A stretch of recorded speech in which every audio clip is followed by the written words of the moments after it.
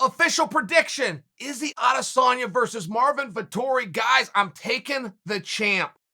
I'm taking Adesanya. All we have to ask ourselves is, what's going to be different this time? Now, generally, because right, this is a rematch. Generally, when you're talking about a rematch, you're asking yourself, who's better? What's going to be different? Who's better? And what evidence do we have? Meaning fights in between the first one and the second one. What evidence do we have of who's gotten better? And that was a very close fight. That was again, a quick timeline though. Split decision, Adesanya. However, the viewing audience did not agree with that decision. I did not agree with that decision. I felt Vettori won. Michael Bisping, who had the best seat in the house and called the fight live, did not agree with that decision and thought that Vettori won.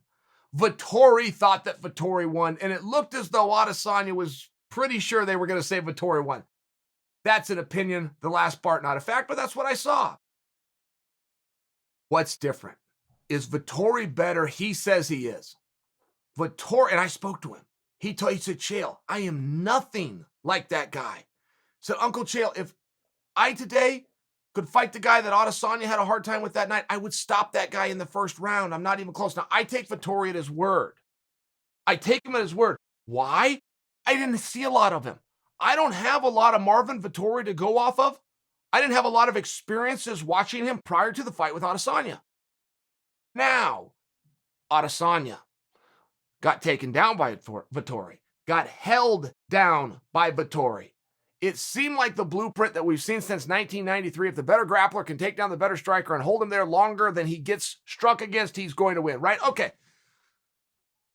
Not what happened in Adesanya's next fight. In Adesanya's next fight, he got taken down just as easy, but he got back up. And that was very telling because now we're seeing that this guy has identified his own problems and has gone to the gym and fixed them. It was an incredible show of improvement. And Adesanya in the grappling department in his fight, immediately following the one with Vettori, did not look great, but boy, he looked better. Meaningfully.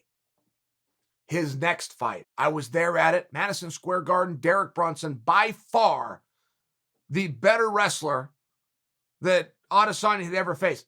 This time, Adesanya doesn't get taken down at all. So in between Vettori, and I'm only moving forward 2 fights, in between that fight with Vettori, Adesanya continues to get taken down, but now he can get off the bottom, immediately followed by he doesn't get taken down. It was a major, you can't make these kind of improvements, generally speaking. Generally speaking, when you can make these kind of improvements is the first year or the first 2 years that you're in a sport, and that can be any sport. You can be playing basketball, doesn't matter what the rules are. It's generally only very early on in your career that your learning curve can be this vast. Adesanya was doing it in the octagon on his way to contendership. It was shocking. Next thing you know, he's in the match with Gastelum. Gastelum having a hard time taking him down. The one time he does, now Adesanya, it's not just a takedown or a get up. He throws up the triangle. Do you guys remember that? It didn't last. Kelvin defended it instantly, but it was still a brand new wrinkle in the game. Adesanya, the guy who got taken down and held there by Marvin Vettori, in between fixes the takedowns, in between learns how to get off the bottom, he's throwing up submissions. He used that submission to set up an escape, came right back up to his feet, went to work, left with the championship. But do you guys remember that? It was vast improvement. Somewhere along the way, he's ran into Yoel Romero. Now, Yoel Romero is a little bit more impressive on paper than he is in practice. He is an Olympic medalist. He is a world gold medalist in wrestling, which is impressive on paper, but he doesn't go wrestle a whole lot in the cage. He needed to wrestle with Adesanya. He wanted to wrestle with Adesanya. He was unable to wrestle with Adesanya. I'm speaking to the improvements made by Izzy. Paulo Acosta knew these same things. Great power. I can trade with him. I'd rather not. Couldn't get close. Adesanya just controlled distance too well. Anytime you try to threaten him, he brings a knee up. He reminds you, stay back.